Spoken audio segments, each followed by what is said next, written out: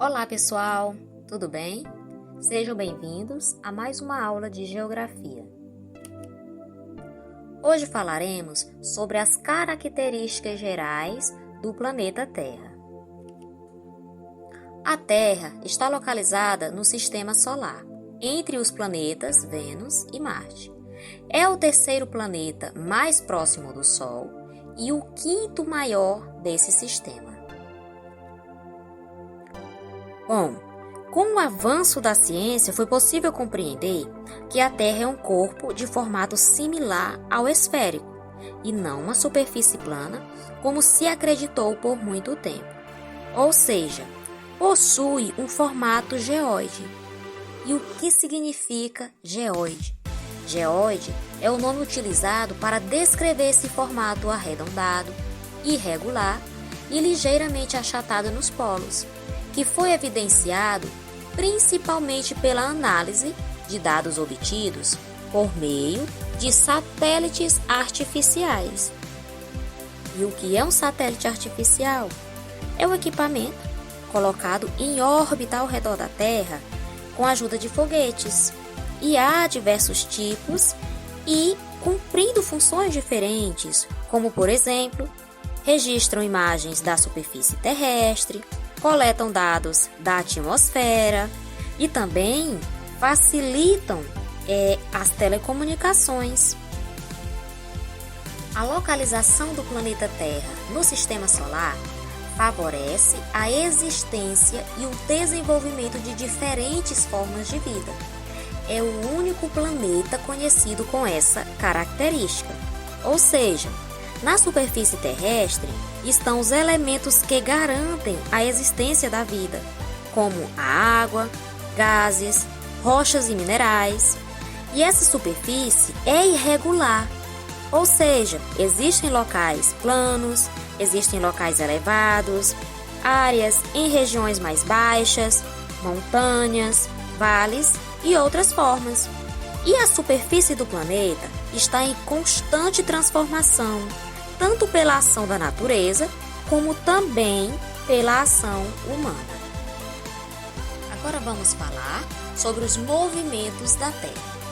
A Terra tem movimentos? Sim. Quais são esses movimentos? Bem, a rotação e a translação são os movimentos mais importantes do planeta. Eles influenciam diretamente o dia e a noite, o clima e as paisagens de cada local. A rotação é o movimento que a Terra realiza em torno do seu eixo, ou seja, em torno de si mesma. Esse movimento ocorre de oeste para leste e dura cerca de 24 horas. E a principal consequência do movimento de rotação é a sucessão de dias e de noites. E a translação é o movimento que a Terra realiza em torno do Sol. Esse movimento completo dura 365 dias, 5 horas, 48 minutos e 47 segundos. Para facilitar o nosso calendário, arredonda o ano para 365 dias e a cada 4 anos é acrescentado um dia ao mês de fevereiro, que chamamos de ano bissexto. Bom, devido à influência dos movimentos da Terra, a distribuição da luz e do calor do Sol ocorre de forma desigual nos dois hemisférios, norte e sul, ao longo de um ano e resulta nas 4 estações, que são primavera, verão, outono e inverno, que tem início nos equinócios e solstícios. Essa variação se deve principalmente à inclinação do eixo terrestre associada ao movimento de translação. E o que são os equinócios e o que são os solstícios? O equinócio é um momento em que os dias e as noites têm a mesma duração.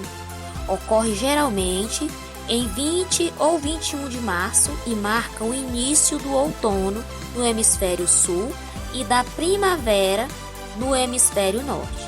E em 22 ou 23 de setembro, marcando o início da primavera no hemisfério sul e do outono no hemisfério norte. O solstício é o momento em que há a maior diferença de duração entre o dia e a noite. Ocorre em 20 ou 21 de junho e marca o início do inverno no hemisfério sul e do verão no hemisfério norte. E de 21 a 23 de dezembro, marcando o início do verão no hemisfério sul e do inverno no hemisfério norte. As zonas térmicas. Por causa da inclinação do eixo terrestre e da forma arredondada do planeta, a luz e o calor do Sol não chegam com a mesma intensidade a todos os locais da Terra. As diferenças de intensidade de luz e calor que ela recebe do Sol estão entre os fatores que possibilitam dividi-la em zonas térmicas, utilizando os principais paralelos. Essas divisões nos ajudam a compreender, por exemplo, os climas, as paisagens e também a ocupação humana sobre a superfície. As zonas térmicas são zona polar ártica, zona temperada do norte, zona tropical, zona temperada do sul e zona polar antártica.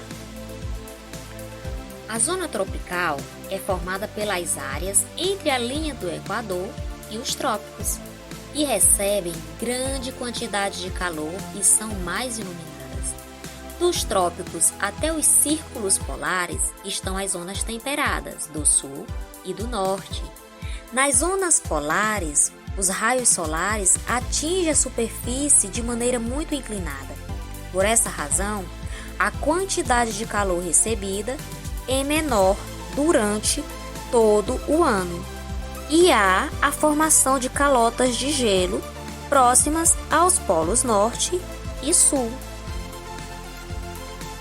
Bom, e como falamos, a distribuição desigual da luz e de calor do Sol nos dois hemisférios, norte e sul, ao longo do ano resulta em 4 estações, que são primavera, verão, outono e inverno.